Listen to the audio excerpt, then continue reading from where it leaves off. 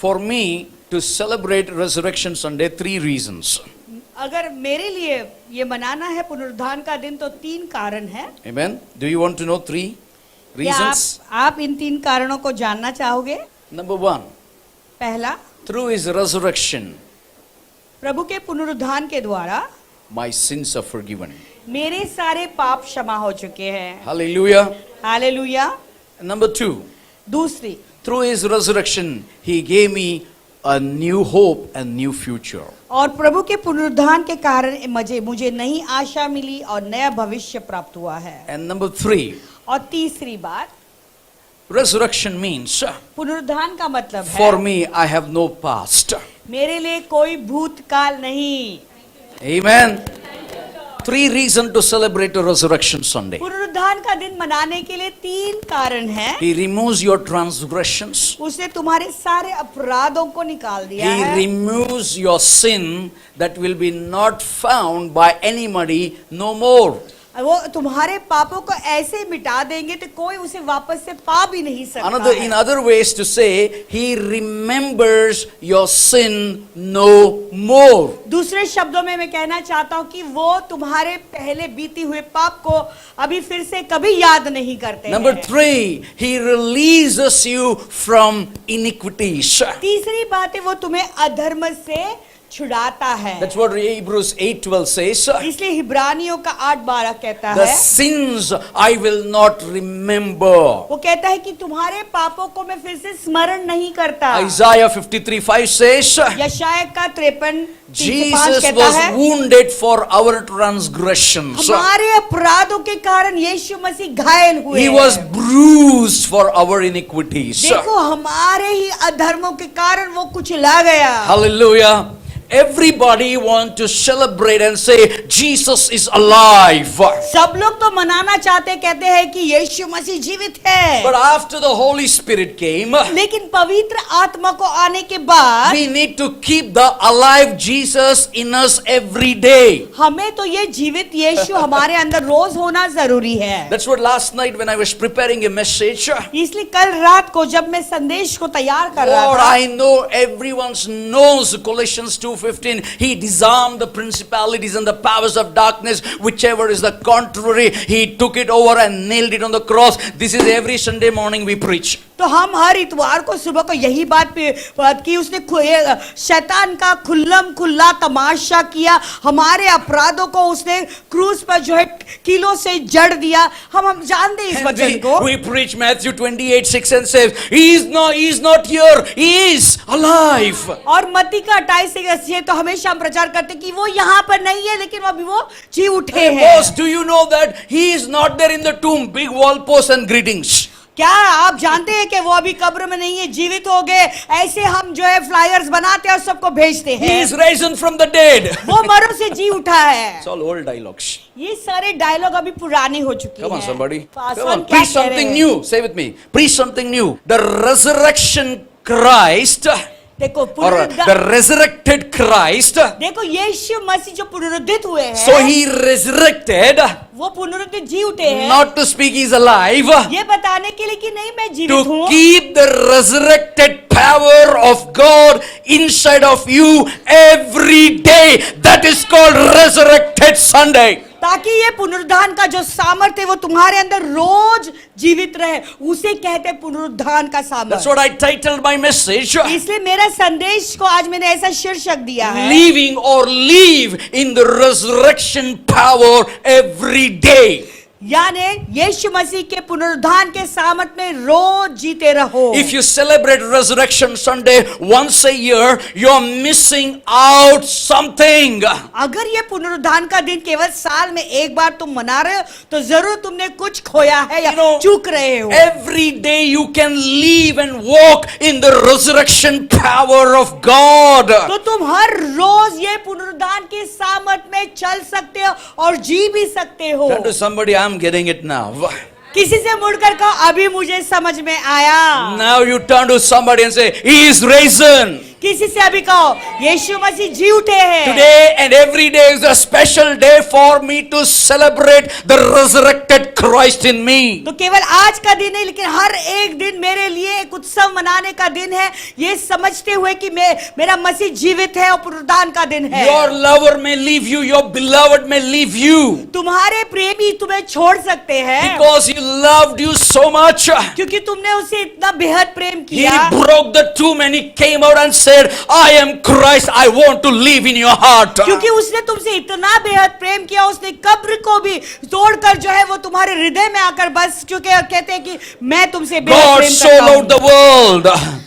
प्रभु ने इस संसार से इतना He प्रेम gave his किया। only begotten Son that none should perish, everyone should have an everlasting power and everlasting life. तो उसने अपने एकलौते पुत्र को इसीलिए भेजा ताकि किसी का भी नाश ना हो लेकिन सब अनंत जीवन पाए। Hallelujah. Say with me, what love. ये कैसा प्यार, It's a कहो love पासन। story. एक प्रेम की कहानी। He loves you, वो तुमसे इतना बेहद प्रेम and करता if you love him, है। अगर यदि तुम भी वैसे he प्रेम करो, break the tomb and come and dwells in you. वो कब्र को तोड़कर तुम्हारे अंदर आकर बस जाते And हैं the same resurrected power will dwell in you. और वही पुनरुत्थान का सामर्थ आके तुम्हारे अंदर भी बस जाता है। Say with me, what a love. कहो कैसा अनोखा प्यार, What power. क्या सामर्थ। On every day on Resurrection Sunday. देखो ये पुनरुत्थान का दिन।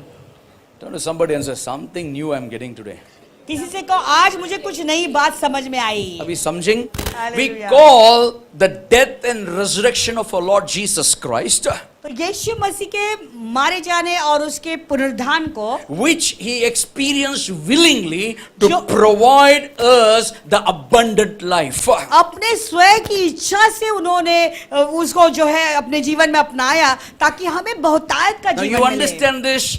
We recall the death and resurrection of our Lord Jesus Christ. अभी आपको ये बात समझ में है, हम कहते हैं यीशु मसीह के मारे जाने और उसके गाड़े We जाने। need to recall. हमें याद करना, स्मरण करना यीशु मसीह के मारे जाने और पुनरुत्थान That को। Jesus Christ willfully experienced this death and this resurrection to provide us with the abundant life and to the eternity. आपको ये Hallelujah. बात हमेशा हम सबको ये बात स्मरण करनी है, याद करनी है कि यीशु मसीह ने स्वयं की इच्छा से अपनी जान दे दी, वो मर गए और वो जीवित हो चुके हैं, वो हमारे बहुतायत का जीवन पाने के लिए। Every child of God, if they understand this, हर एक प्रभु का संतान बच्चा अगर इस बात को समझे, they will not celebrate the resurrection Sunday once in a year. They will celebrate every day.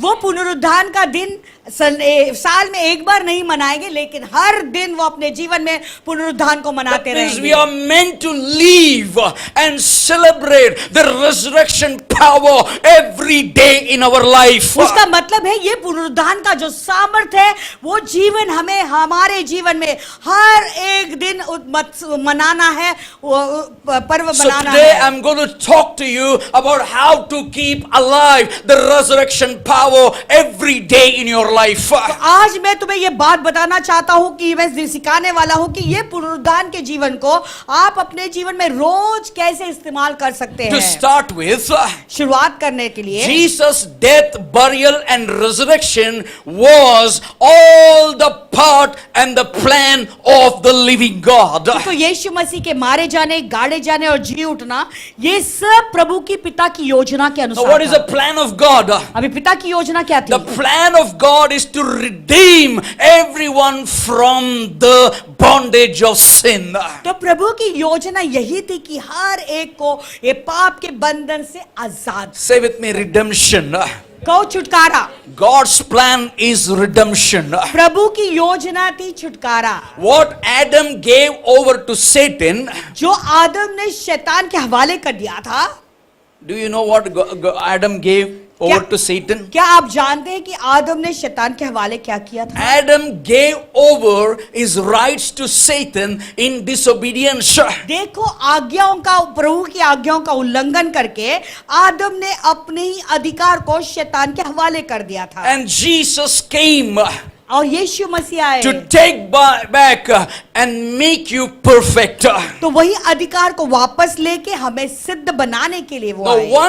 one man's disobedience, देखो एक आज्ञा के तोड़ने की वजह से, एक व्यक्ति के आज्ञा तोड़ने की he वजह से lost the power of God. उसने प्रभु के सामर्थ को खोया। But one perfect obedience of the Son of Man, लेकिन परमेश्वर के पुत्र का एक आज्ञा को मानने के द्वारा, one man's obedience, एक मनुष्य का आज्ञा मानने के द्वारा he claimed all the blessings वो सारे आशीषों को उन्होंने ले लिया that was stolen in the Garden of Eden. जो आदन के वाटिका में चुराया गया था, And he got everything back to his family. और उसने वो सब कुछ वापस ले आया वो अपने परिवार के लिए। He back the dominion. और वो प्रभुता को वापस ले लिया। He gave back the authority. उसने हमें वो अधिकार वापस दे दिया What rightfully that belongs to us.